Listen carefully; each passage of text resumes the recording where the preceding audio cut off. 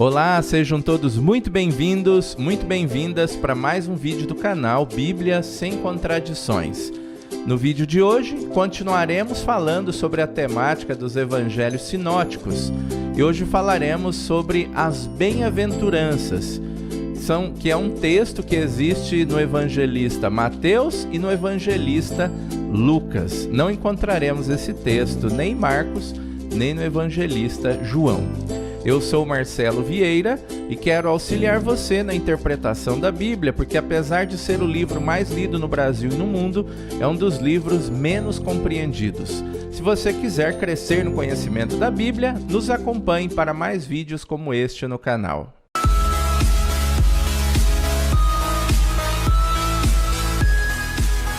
Bom, pessoal, nós vamos começar aqui colocando um quadro para vocês acompanharem. É a sinopse de Mateus e Lucas a respeito do texto das bem-aventuranças. Então nós vamos colocar aqui num quadro paralelo Mateus e Lucas. E nesse quadro nós colocaremos as bem-aventuranças para fazer uma comparação entre o evangelista Mateus e o evangelista Lucas. Como vocês podem reparar, nós encontramos nesse quadro as bem-aventuranças de Mateus e as bem-aventuranças de Lucas. As bem-aventuranças de Mateus são mais extensas que as de Lucas. Em Lucas nós temos apenas 4 bem-aventuranças. Em Mateus nós temos 9 bem-aventuranças.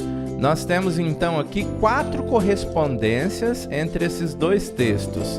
No primeiro nós temos bem-aventurados os pobres em espírito em Mateus e bem-aventurados vós os pobres em Lucas. Reparem que em Lucas nós temos um texto mais curto ainda. E aqui é onde os especialistas divergem bastante a respeito da interpretação, porque Lucas não acrescenta em espírito para os pobres. Mateus então diz bem-aventurados os pobres em espírito e Lucas bem-aventurados vós os pobres. Algumas linhas de interpretação vão dizer que Lucas usa essa expressão pobres para se referir ao pobre economicamente mesmo e Mateus para se referir à pobreza num sentido mais amplo, onde a pessoa reconhece-se como necessitada e reconhece, portanto, a sua pobreza em espírito. Bem-aventurados os mansos é uma bem-aventurança que só existe em Mateus. Bem-aventurados os aflitos, existe uma correspondência no Evangelho de Lucas, que é bem-aventurados vós que agora chorais. Depois, bem-aventurados os que têm fome e sede de justiça. E nós encontramos uma correspondente em Lucas, bem-aventurados vós que agora tendes fome. Aqui volta a problemática da primeira interpretação, da primeira bem-aventurança, que colocou apenas os pobres em Lucas e que agora colocou aqui tendes fome. E Mateus acrescentou fome e sede de justiça. Então Mateus aqui parece que é mais amplo e Lucas referindo-se apenas à questão econômica, a condição econômica da pessoa.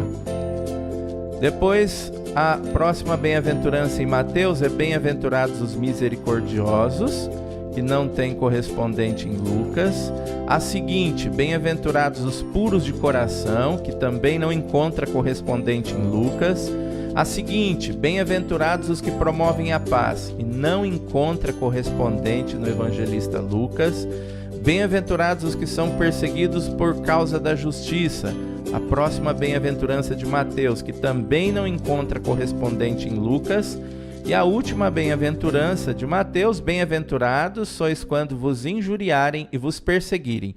E essa sim encontra uma correspondente, bem-aventurados sereis quando vos odiarem. E aí o texto segue e há muita semelhança entre o versículo 11 do capítulo 5 de Mateus e o versículo 22 do capítulo 6 de Lucas. Como nós podemos perceber aí, vocês viram que existe correspondência entre o evangelho de Mateus e o evangelista Lucas. Há 4 semelhanças e 5 diferenças. As semelhanças aqui se destacam porque trata-se de um mesmo contexto, como vocês perceberam. Jesus está falando com a multidão diante dos discípulos. E essa fala de Jesus aqui, supostamente uma fala de Jesus, que é segundo os evangelistas Mateus e Lucas, trazem aí um mesmo sentido e um mesmo significado para o texto, com a vantagem de Mateus, que traz uma amplidão maior e nos permite, por exemplo, refletir mais sobre a situação e nos ajuda, inclusive, a pensar sobre a vida e sobre as questões que Jesus propõe aqui quando vai fazer o seu discurso.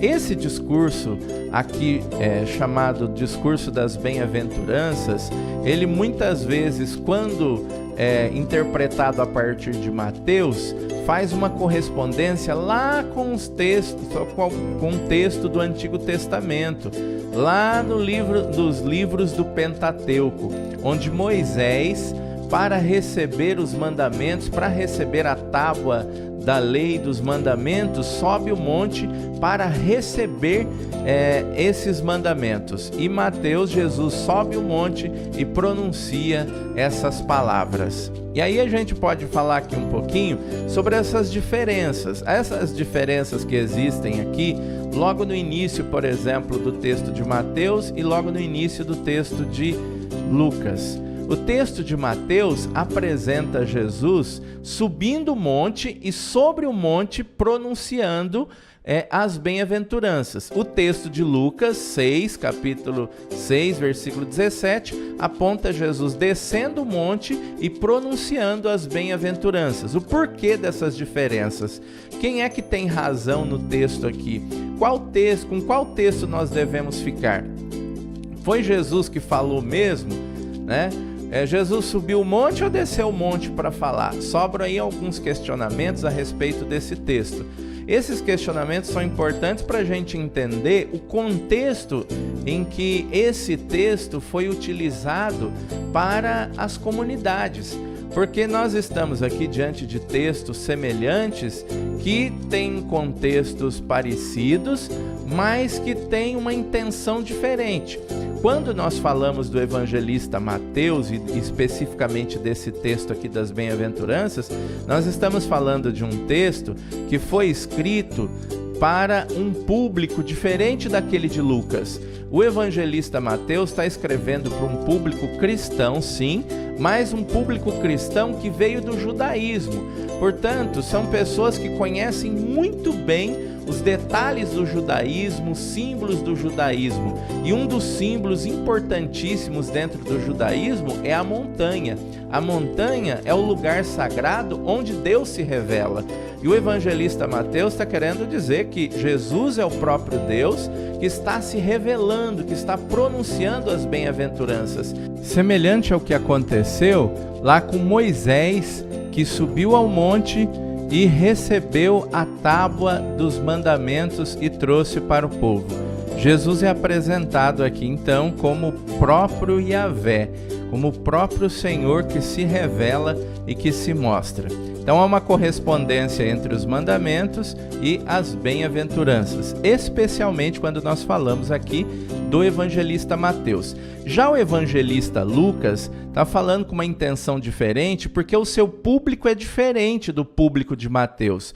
O público de Lucas é o público que veio do paganismo, o público que não era judeu, que não conhecia Abraão, Isaac, Jacó, não conheciam as tradições judaicas, com exceção de algumas pessoas, mas em geral são pessoas que vieram do paganismo e que não conhecem essas tradições. Por isso, colocar Jesus falando as bem-aventuranças sobre o monte não tem o mesmo sentido que aquele do evangelista Mateus falando sobre o monte.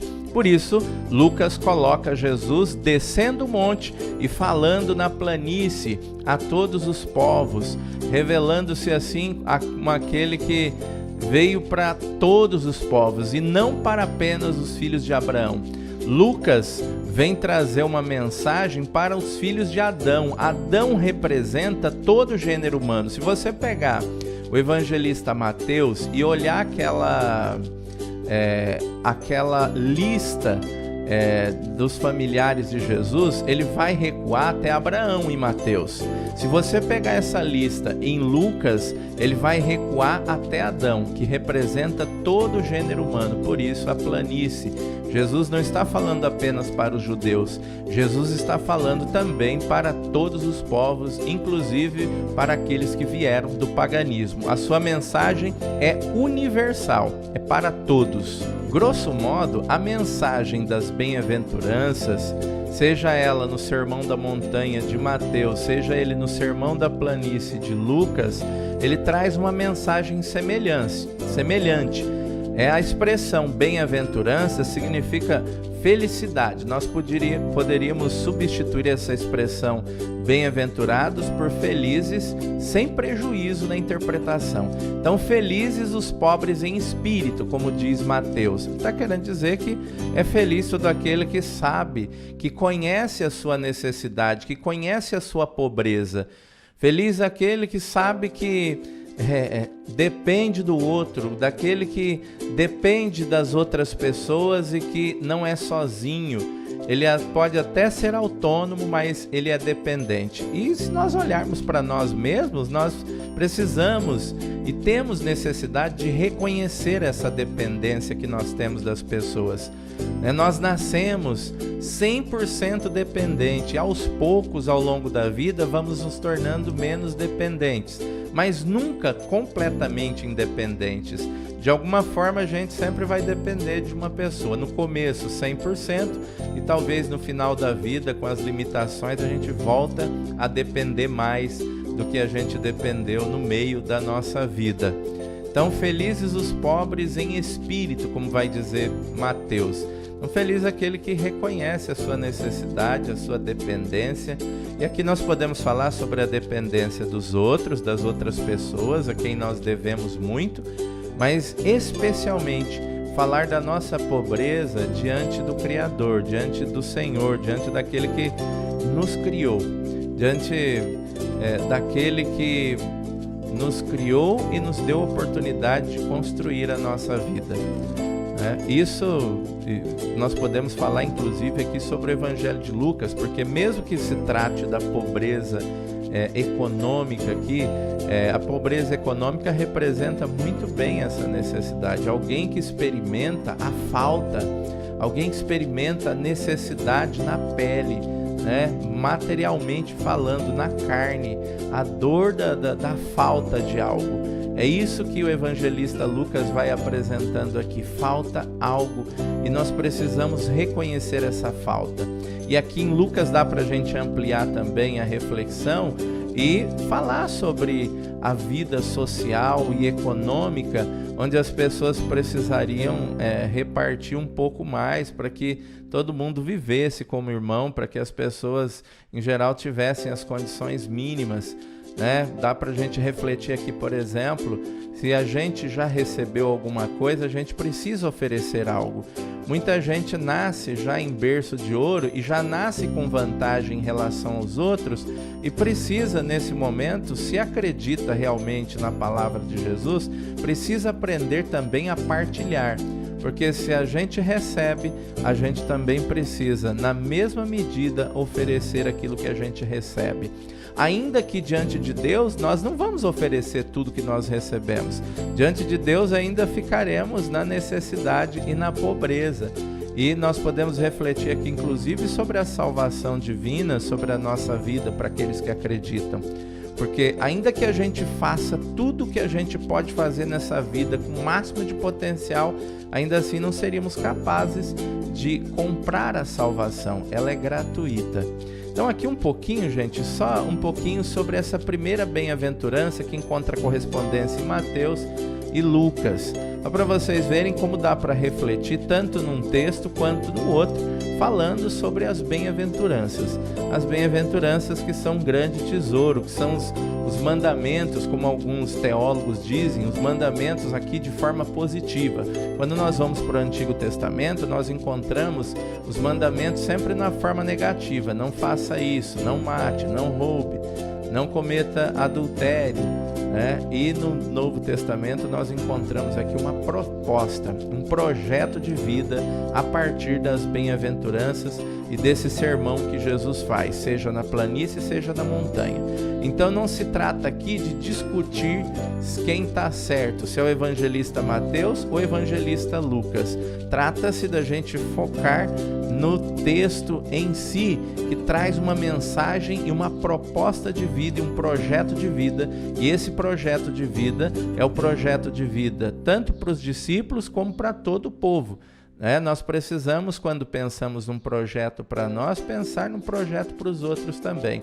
E não é num projeto superior para uns e um projeto inferior para os outros. É um projeto único, esse projeto de Jesus apresentado aqui nas bem-aventuranças. Como quando, por exemplo, Jesus fala sobre bem-aventurados os misericordiosos. Essa é uma das coisas que não aparece, por exemplo, nas bem-aventuranças de Lucas, mas o próprio Lucas, mais algumas páginas, agora não me recordo se para frente ou para trás, ele vai dizer: sede misericordiosos como o Pai é misericordioso. Então a misericórdia é um termo que aparece no evangelista Lucas, não aparece especificamente aqui nas bem-aventuranças, mas aparece no evangelista Lucas, apresentando um Jesus muito semelhante aqui, tanto no evangelho de Mateus como no de Lucas.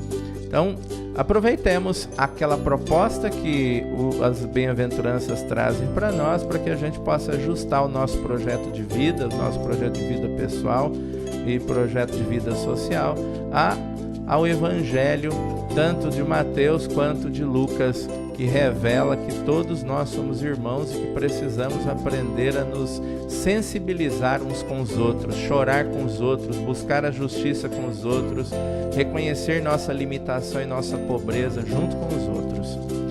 Bom, por hoje a gente vai ficando por aqui.